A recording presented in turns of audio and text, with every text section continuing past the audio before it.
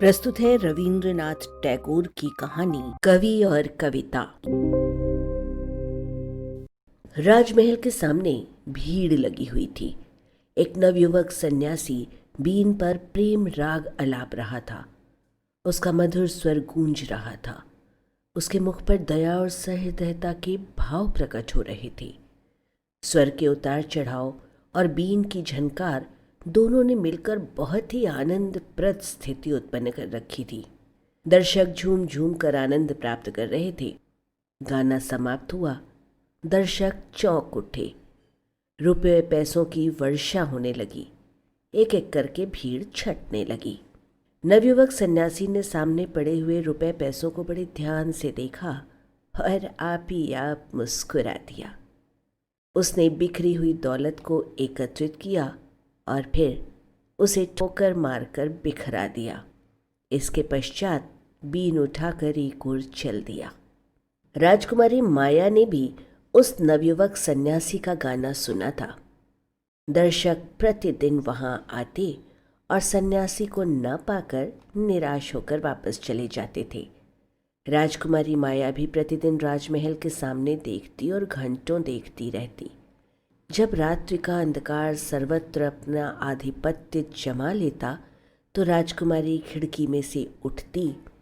उठने से पहले वो सर्वदा एक निराशाजनक करुणामय आह खींचा करती थी। इसी प्रकार दिन, हफ्ते और महीने बीत गए। वर्ष समाप्त हो गया, परंतु युवक सन्यासी फिर दिखाई न दिया। जो व्यक्ति उसकी खोज में आया करते थे, धीरे धीरे उन्होंने वहां आना छोड़ दिया। वे उस घटना को भूल गए, किंतु राजकुमारी माया उस युवक सन्यासी को हृदय से न भुला पाई। उसकी आंखों में हर समय उसका चित्र फिरता। होते होते उसने भी गाने का अभ्यास किया। वो प्रतिदिन अपने उद्यान में जाती और गाने का अभ्यास करती। जिस समय रात्रि की नीरवता में सोहनी की लय गूंजती तो सुनने वाले ज्ञान शून्य हो जाते। एक रेडियो। राजकवि अनंग शेखर युवक था। उसकी कविता प्रभावशाली और जोरदार होती थी। जिस समय वो दरबार में अपने कविता गायन के साथ पढ़कर सुनाता तो सुनने वालों पर मादकता की लहर दौड़ जाती। शून्यता का राज्य हर ओर होता। राजकुमारी माया को कविता से प्रेम था। संभवतः वो भी अनंग शेखर की कविता सुनने के लिए विशेषतः दरबार में आ जाती थी। राजकुमारी की उपस्थिति में अनंग शेखर की जुबान लड़खड़ा जाती। वो ज्ञान शून्य सा खोया खोया हो जाता, किंतु इसके साथ ही उसकी भावनाएं जागृत हो जाती। वो झूम झूम कर और उदाहरणों को सम्मुख रखता। सुनने वाले अनुरक्त हो जाते। राजकुमारी के हृदय में भी प्रेम की नदी तरंगे लेने लगती। उसको अनंग शेखर से कुछ प्रेम अनुभव होता, किंतु तुरंत ही उसकी आंखें खुल जाती और युवक सन्यासी का चित्र उसके सामने फिरने लगता। ऐसे मौके पर उसकी आंखों से आंसू छलकने लगते। अनंग शेखर आंसू भरे नेत्रों पर दृष्टि डालता तो स्वयं भी आंसुओं के प्रवाह में बहने लगता। उस समय वो शस्त्र डाल देता और अपनी जबान से आप ही कहता, मैं अपनी पराजय मान चुका। कवि अपनी धुन में मस्त था। चारों ओर प्रसन्नता और आनंद दृष्टिगोचर होता था। वो अपने विचारों में इतना मगन था जैसे प्रकृति के अंचल में रंगरेलियां मना रहा हो। सहसा वो चौंक पड़ा। उसने आंखें फाड़ फाड़ कर अपनी चारों ओर दृष्टि डाली और फिर एक सांस ली। सामने एक कागज पड़ा था। उस पर कुछ पंक्तियां लिखी हुई थीं। रात्रि का अंधकार फैलता जा रहा था। वो वापस हुआ। राजमहल समीप था और उससे मिला हुआ उद्यान था। अनंग शेखर बेकाबू हो गया। राजकुमारी की खोज उसको बरबस उद्यान के अंदर ले आई। चंद्रमा की लहरें जल स्रोत की लहरों से अटखेलियां कर रही थीं। प्रत्येक दिशा में जूही और मालती की गंध प्रसारित थी। कवि आनंदप्रद दृश्य को देखने में तल्लीन हो गया। भय और शंका ने उसे आ दबाया। वो आगे कदम न उठा सका। समीप ही एक घना वृक्ष था। उसकी छाया में खड़ा होकर वो उद्यान के बाहर का आनंद प्राप्त करने लगा। इसी बीच में वायु का एक मधुर झोंका आया। उसने अपने शरीर में एक कंपन का अनुभव किया। इसके बाद उद्यान से एक मधुर स्वर गूंजा। कोई गा रहा था। वो अपने आपे में न था, कुछ खो सा गया। मालूम नहीं इस स्थिति में वो कितनी देर खड़ा रहा।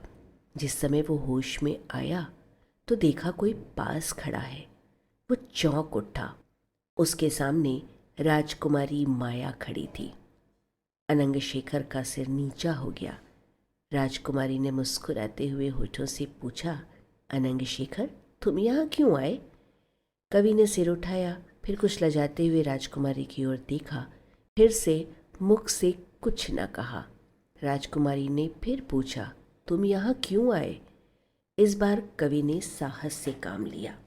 हाथ में जो पत्र था वो राजकुमारी को दे दिया। राजकुमारी ने कविता पढ़ी। उस कविता को अपने पास रखना चाहा, किंतु वो छूटकर हाथ से गिर गई। राजकुमारी तीर की भांति वहां से चली गई। अब कवि से सहन न हो सका। वो ज्ञान शून्य होकर चिल्ला उठा, माया, माया। परंतु अब माया कहाँ थी? एक रेडियो। राज दरबार में एक युवक आया। दरबारी चिल्ला उठे, अरे ये तो वही सन्यासी है जो उस दिन राजमहल के सामने गा रहा था। राजा ने मालूम किया ये युवक कौन है।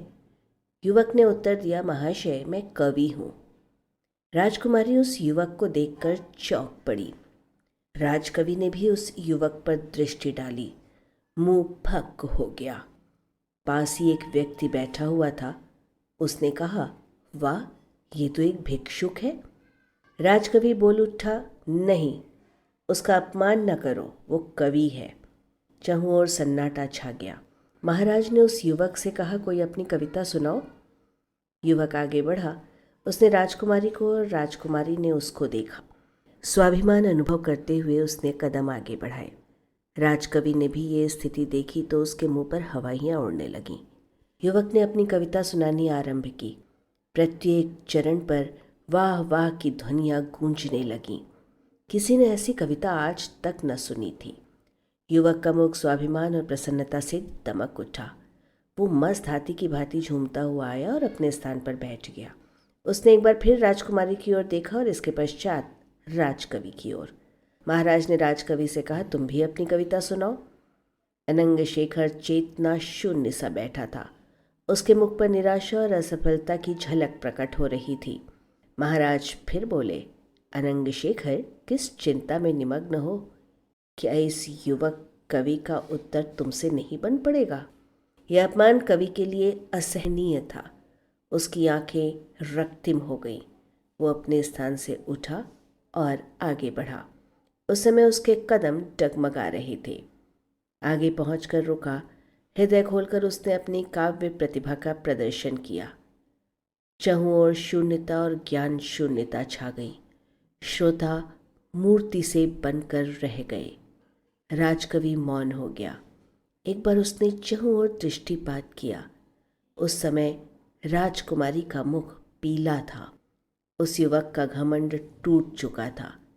धीरे धीरे सब दरबारी नींद से चौंके। चहुं ओर से धन्य है की ध्वनि गूंजी। महाराज ने राज सिंहासन से उठकर कवि को अपने हृदय से लगा लिया। कवि की ये अंतिम विजय थी। महाराज ने निवेदन किया, अनंग, मांगो, क्या मांगते हो? जो मांगोगे दूंगा। राजकवि कुछ देर तक सोचता रहा। इसके बाद उसने कहा, महाराज, मुझे और कुछ नहीं चाहिए, मैं केवल राजकुमारी का इच्छुक हूँ। ये सुनते ही राजकुमारी को गश आ गया। कवि ने फिर कहा, महाराज, आपके कथनानुसार राजकुमारी मेरी हो चुकी। अब जो चाहूँ कर सकता हूँ। ये कहकर उसने युवक कवि को अपने समीप बुलाया और कहा, मेरे जीवन का मुख्य उद्देश्य ये था कि राजकुमारी का प्रेम प्राप्त करूं।